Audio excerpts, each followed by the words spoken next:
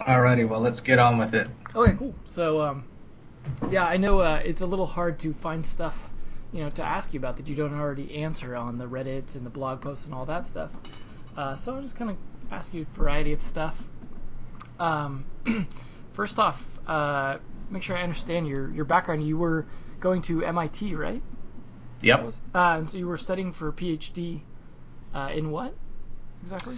Um, I think the title of the degree was Electrical Engineering and Computer Science, but my area of research is CS theory uh, for certain types of like combinatorial and optimization and geometric algorithms. Okay, well then that explains a lot about the game design. Okay, cool. Um, so, I mean, from what you said, you as a group of people decided to kind of drop the whole PhD and go for the game. Well, the two of us who decided to quit at the same time were me and Will. Okay. Um, Alex had dropped out a long time before that. He was actually a professional poker player for many years before that. Will, I think, dropped out once to play poker full time, went back, finished his undergrad, then went to MIT, and then he dropped out again to work on Prismata. Um, and for me, this was my first time dropping out. Hopefully your last time, right? Well, and since then, David has also dropped out to work with us full time. Shalev is still at MIT doing his PhD. And so the five of us, me, Will, Alex, David, and Shalev, we're sort of the founding team. And we all did undergrad at University of Waterloo in Canada. And actually, most of us knew each other since high school. Okay. Well, that's nice then. So you're in Canada now, right? That's correct. Where in Canada are you guys at? Waterloo, Ontario. Okay. Are you a native Canadian then, or did you just move there after the MIT thing? No, I'm a native Canadian. We're all Canadians, I believe. Oh, okay. Um, I mean, like David was born in Korea, and Will, I think, he was born in China and grew up in Finland. Oh, But wow. uh, I think we're all technically Canadians. As long as you have your citizenship, right? Yeah, we sort of, our families come from different corners of the globe, but most of us have been here since at least high school, or in most cases earlier.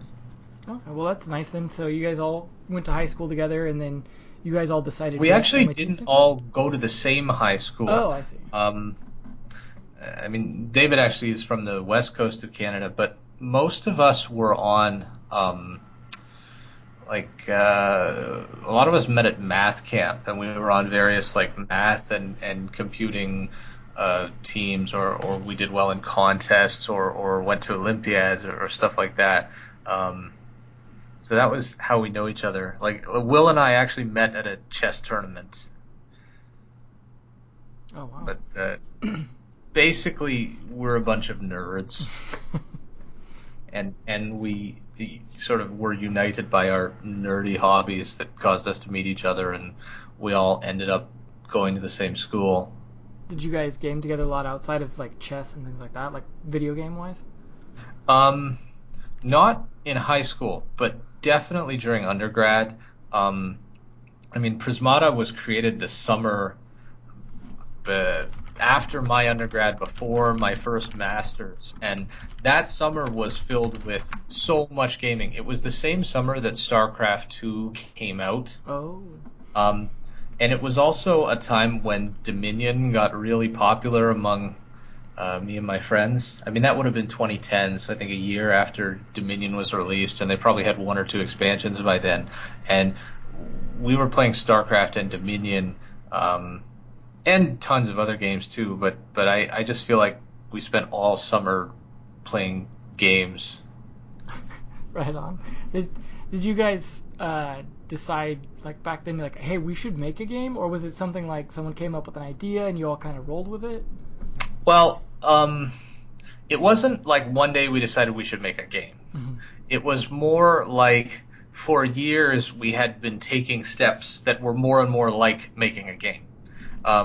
Like we used to have really silly competitions with one another. Like we would stay after class in the computer lab in the math building at the University of Waterloo playing StarCraft and or StarCraft Brood War.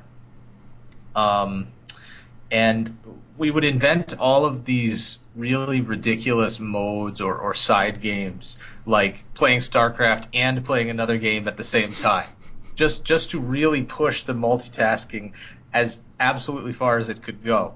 Um, and so we would do this. We would do things like almost like live action role playing, except without the role playing. We would play like cops and robbers in an actual neighborhood with street maps and like texting each other coordinates on grids.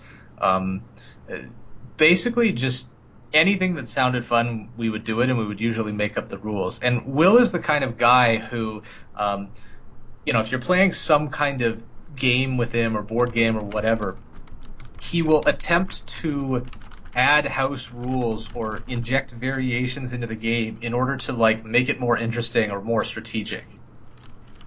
And so we would constantly be modifying the games we played, and we would like I'll give you an example. We would start at the beginning of the night playing Asshole or some stupid card game. And by the end of the night, we would be playing 2v2v1 Team Asshole with handicaps and like some kind of weird card passing system and some kind of crazy point scoring system. And like the level of complexity would just grow minute by minute as we played another round. Um, and I think Prismata sort of came about as a sort of idea to modify Dominion, where it was like, what if Dominion had no randomness, or what if you could play the game in a way that um, didn't have any RNG in the first couple of turns? Because I don't know if you know Dominion. Yeah, Um, if you're a card games guy, you probably know Dominion. But definitely. but basically, you can get screwed in the first turn if you draw the wrong cards, and so some people play with the modified rule that both teams have to get the same turn one draw, and even then you can get screwed on the turn three draws. So we sort of thought, like, what if there was a variation of the game with no randomness?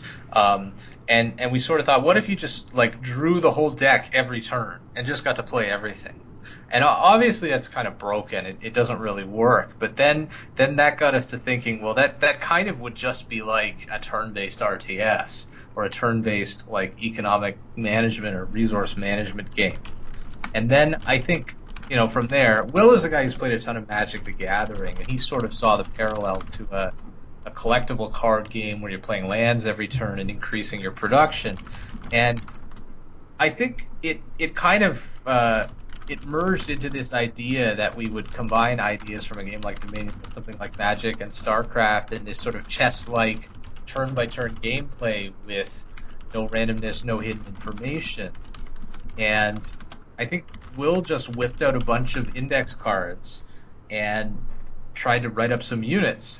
And I remember he just showed up the next day or showed up a week later, and he was like, "Okay, I got this. It seems pretty cool. Let's try it." And the combat system didn't really come right out of the box. Um, but I think we tried so many different combat systems. Initially, like, there was a lot more sniping. Like, sort of every unit was like Apollo, and they could stack their damage on each other. And there were blockers, and there were sort of units that could get over blockers. It was more like flying units in Magic the Gathering. And that eventually changed. And the economics of the game were more like a StarCraft type of game in the beginning, with like, you'd build a barracks, and then a barracks could make one footman a turn, or if you had the upgrade, then instead of making footmen, you could make super footmen. And it wasn't like the 5 resource system we have now, but over time and a bunch of changes and prototyping, it sort of became what it is now. But that's sort of one moment in the origins of the game. Nice. It sounds like, you probably went through a lot of iterations in terms of the combat. What about the rest of the system? Has it changed a lot in terms of, you said there was a lot less resources and stuff like that originally. How did you go about, like, managing your stuff? Was it just mostly around, like, gold and a few other things, or? Yeah, so oh man. So Will actually made a YouTube video on this on our channel, which he talks about the earlier versions of the game. There were so many differences. Like you couldn't store gold at the end of your turn. If you didn't lose it, you would. If you didn't use it, you would lose it. Um, the the combat was like, well, combat was crazy, but the um, like the conduit, for example, it used to produce these little packets that like you could save up and spend. So there was no like resource bank because you couldn't save your gold at the end of your turn or anything like that. We instead thought of it sort of like a factory, and every turn the factory can either make a unit or not make a unit. You just had to choose which unit the factory made that turn, and the units that were available for that factory to make depended on what other technologies you'd invested in or whatever upgrades you got. And we had like upgrades and tech, and it was more similar to a turn-based StarCraft than what Prismata is now. And I think we eventually, through many, many small changes, sort of evolved to the system we have now where everything's a resource. And I think that happened because it was sort of seen as a simplification. We tried to distill the game down to its most fundamental elements. And so having things like prerequisites of technology, it actually seemed less interesting than just having a red and a blue resource. And in fact, having separate resources opened up more design space for us because now it wasn't anymore like, oh, the barracks is a prerequisite for the armory and the armory unlocks the cavalry. It was more like, well, you can have two reds, and if you have one red, you can buy this. If you have two reds, you can buy that. And for I think in the early portion of the game, every technology was always available. Like there wasn't this sort of choose 8 or choose 5 units. It was simply there was these units, and you could play them all. And eventually, it got to be so crazy that we tried just playing with subsets of the units and different ones every time. And we also tried things like drafting and building your own decks and all that stuff too. So, in a way, it kind of flattened out the tech tree in terms of making it all resources, but then it got you to do like more creative stuff. So then certain units could generate resources, things like that. So you could kind of use different things as prerequisites, essentially. Yeah, and I mean, we had things like, you could level up your tech level in this one thing, and that sort of just became, oh, well, you need to buy 3 blast forges to buy this thing. And the fact that our resources are different rather than the same, in Magic the Gathering, there's 5 different colors of mana, but their value is roughly the same. The way they function in the game is roughly the same. In Prismata, the resources are all asymmetric and they behave differently. And the resource-producing structures cost a different amount. And some you could save and some you can't. And the Animus produces 2 red at once. And these promote all this diversity that we can exploit in our design, which has been really useful to us. Like one thing that we have is we have price granularity that's finer than just 1 gold because you can think of a green as sort of like 4/3 and a red is kind of like, 1 or a blue is 5/3. So you can get finer price granularity than you otherwise could. And so we have all these little design tricks that we have been able to exploit because of the changes we've made to the economic system. Do you think your guys' math background was a big benefit in being able to determine all that stuff? Yeah, I mean, after designing Prismata and spending this many years with people this smart who have been working on this game, and like Will came first place in Canada in a high school math competition. David was the Canadian Math Olympiad champion. Like these guys are nutso smart. And after spending this long with guys this smart working on this game, I've really come to appreciate the fact that designing a card game and making it really good and really balanced is frigging difficult. And I actually think that the design barrier is the main reason why a game like Prismata has never existed before. Because I think that any sort of gaming company would be insane to give money to somebody who proposed the idea of making a game like Prismata, because there's so many design pitfalls, there's so many things that went wrong, and we had to spend months kind of redesigning things and correcting things. Like I just and when I see other card games, they tend to use a lot of randomness, and it sort of acts as a crutch to cover up design issues or sort of help to blur design issues. And of course, we've made so many design mistakes ourselves that we've had to correct through rebalances and patches and changes. And the fact that we now have a player base that sort of finds every single hole in the design,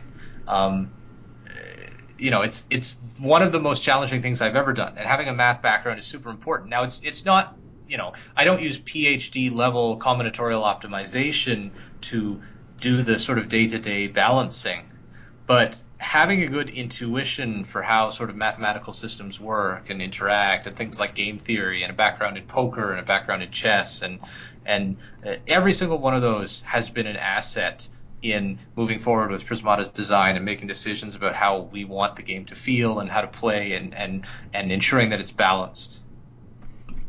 So with all the math involved in the design and things like that, I mean, it kind of shows in, like, even the granularity stuff you were talking about, where you start talking about stuff in terms of fractions, or when I see a lot of the people, the way they calculate the value of a unit by combining the time and opportunity cost and all that into these decimal place numbers and things like that. Do you think that being bad at math can be something that becomes a barrier to playing this game? Like, personally, I'm not bad at math, but I don't have a good intuition for it necessarily, and I find myself struggling with a lot of the concepts people are talking about in terms of strategy and stuff because of all these values they've calculated. Yeah, well, I think in any sort of like scene of elite players, you're going to see them grind out calculations for everything. Like, if you look at games like MMOs or even MOBAs or games like more casual card games like Magic or Hearthstone, the people who are super hardcore into those games, they math out everything. Mm-hmm. And poker players the same way. They just math out everything. But nonetheless, a casual player, they play by feel, they play by intuition. And I actually think that relative to some other games, Prismata is actually a game that rewards intuition more than math compared to many other games. Like, if you compare chess and Go, chess is a game where you win by thinking 5 moves ahead and being really good at searching the game tree and trying to look at possibilities individually and sequences of moves. And Go is more of a game, I mean, sometimes you do have to read far ahead, but oftentimes it's just about reading the situation and playing by feel, and your experience kind of tells you what type of move to play and whether a move is too aggressive or defensive or whatever. And I actually think Prismata is closer to the Go side than the chess side. I think often you don't have to look 5 moves ahead. You can just sort of think 1 or 2 moves at a time, and you can make your decisions strategically.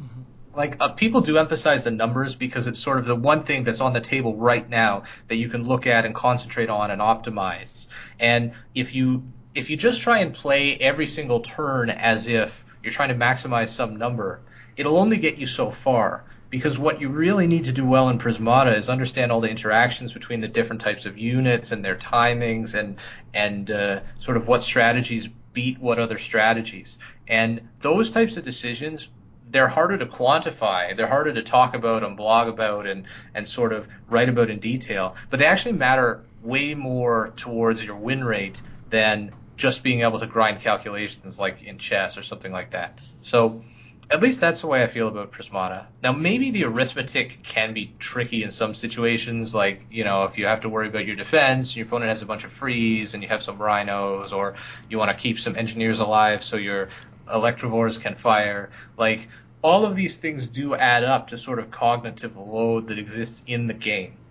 And I mean, those types of things exist in other card games too, and you could see in games like Hearthstone, people spending a whole term calculating whether or not they have lethal. So it's not unique to Prismata, but we do try and provide some tools to make it easier, like the fact that we have counters for the opponent's damage and stuff like that. I mean, for the longest time, Prismata didn't have that at all, and games back in the day used to last 2 hours because the thing you'd spend half your turn doing was just looking at the attack and defense combinatorics and trying to figure out whether or not your opponent could breach you if you did this or did that. And so now that's a whole lot easier, and it has enabled people to get to a level in the game that's sort of so much further than what we were at a few years ago. And people just keep asking for more. Can you make counters for this? Can you make it so that I can make a unit not get counted in my defense count because I actually want to keep it alive and stuff like that. And we could add those features. They may just confuse the hell out of people, but I think we're at a point where once we get a good tutorial in there, casuals will not feel too intimidated by the arithmetic because the numbers are sort of right there in their face, and there's a big red circle that says, you're going to get breached. So, I mean, in teaching the game to new players, we haven't really found that has put them off too much. Maybe if people are watching streams, it can be a bit scary. If people are just constantly, like, their stream is nothing but them doing calculations, that could be a little bit scary. But I think if streaming becomes a big thing, then you'll see the most popular streamers just become the ones that are best suited to explaining the game in a way that the viewers want to watch, so that there'll be a gradual evolution towards a streaming style that's more in line with what people are comfortable with. I don't know. I guess sort of a Darwinian evolution of commentating. Yeah. That makes sense. I mean, I definitely find that kind of stuff, it has to be understandable to the average person, or you're just talking to other people that already know that stuff anyways. Well, we have such an elite community right now. Like, a lot of the players who do the streaming and the casting and post a lot on Reddit, they're super elite players that are hardcore into the game, and they play many, many hours a week. And you can hear it in their voices when they're casting. These guys aren't casting for the everyman who sort of has played once in a while. They're talking all about, detailed strategies and analysis of the value of specific plays when they're casting. But on the other hand, if you watch games like League of Legends when they're casting, if you're a noob, even if you play League of Legends, you have to be pretty into the game to really understand the commentary at a high level. And I think it's a challenge with a complex game. But if you look at the success of games like League of Legends, which are really quite complex games, I think that people have an appetite for learning it, and I don't think it's a huge barrier. I think it also can help that something like League of Legends has a team environment, although that can also be its downside in the whole toxic behavior, with players abusing each other. But it also means there's a little more opportunity, I think, for teaching during a game. But I suppose that games get so chaotic, I'm not sure how much that makes a difference versus what you've gone on. But then you have people, streaming their game, and then other people kind of coaching them while they're watching. So I suppose it can have the same effect in terms of being able to communicate like in real time versus seeing after what your mistakes were. Well, this is why for us it was of such great importance to early on build up a good community, because the community is really where all the value is in helping new players learn the game and get comfortable with the game. Like, we have a global chat in the game. You can literally ask a question anytime, and there will always be somebody who answers it. Not necessarily one of us, the devs, but just the players trying to help other players out or help out new players. And now that we have all these community resources, it's been a bit easier for us because we don't have to do everything anymore. The community helps for us, so it's been wonderful.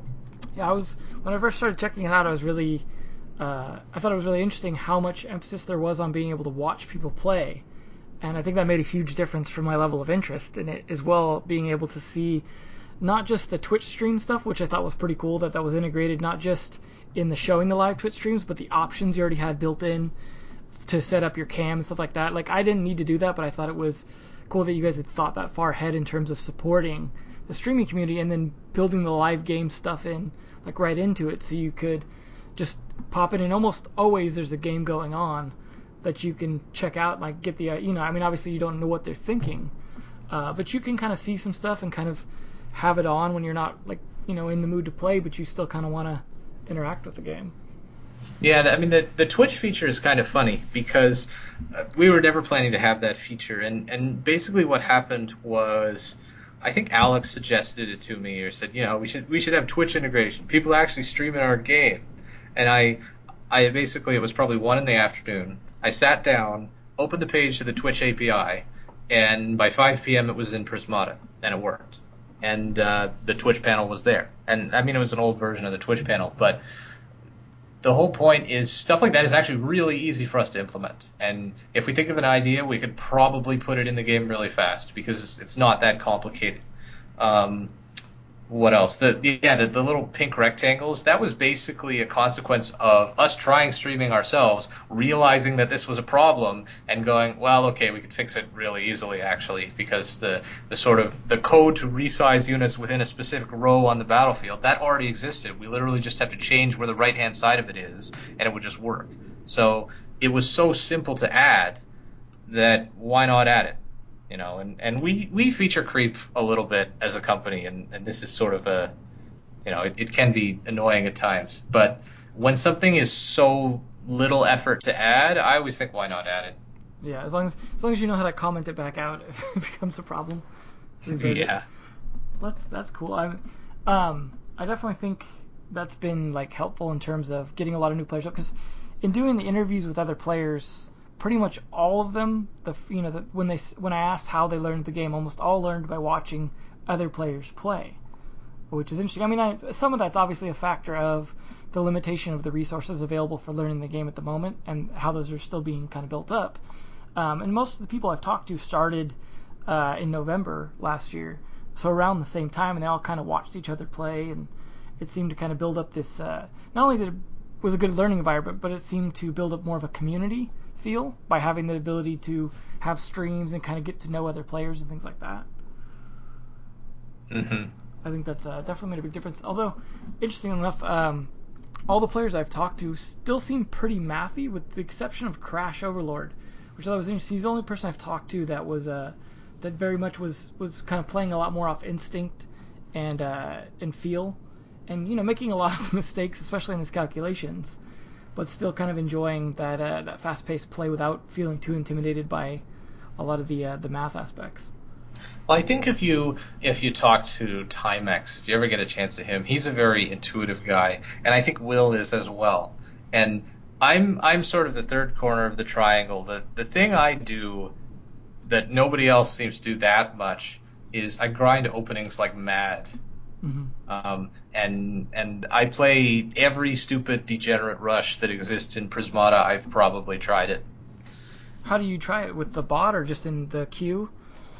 Oh, I will routinely just go on arena mode and decide, okay, tonight, every set that I get to try a degenerate rush, I'm going to try it. And, I'll bleed 150 elo points doing it. But it's a lot of fun, and sometimes you'll play a turn 1 conduit and win with it, so it can be pretty interesting.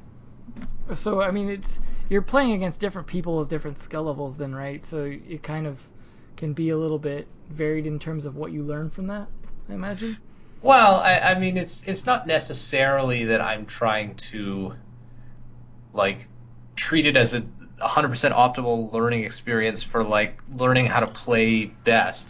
It's often I'm just trying to find problematic things or find new ideas that I might not have had before.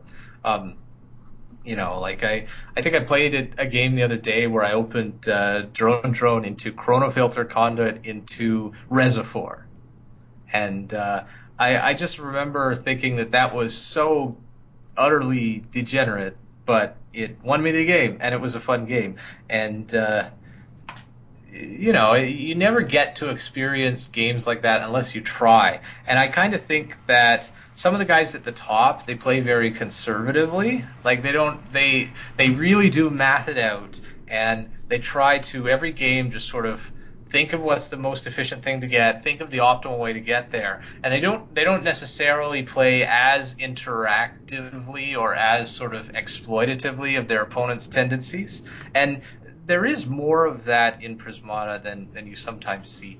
But that's the style of player I am. And I don't consider myself a super mathy player unless it's trying to plan my resource spending in the opening precisely. I don't Will is the guy who runs all the spreadsheets for our unit balancing, and he has tons and tons of formulas, and we tend to sort of work in a fashion where Will does the formulas, and then I tell him all the ways in which his formulas are probably wrong or misleading or under or overestimating the value due to some extenuating factor of the unit, and then we try to often what we'll do is we'll take a new unit and we'll sort of both try and think of the price for it, and then we'll say the price and see if we agree.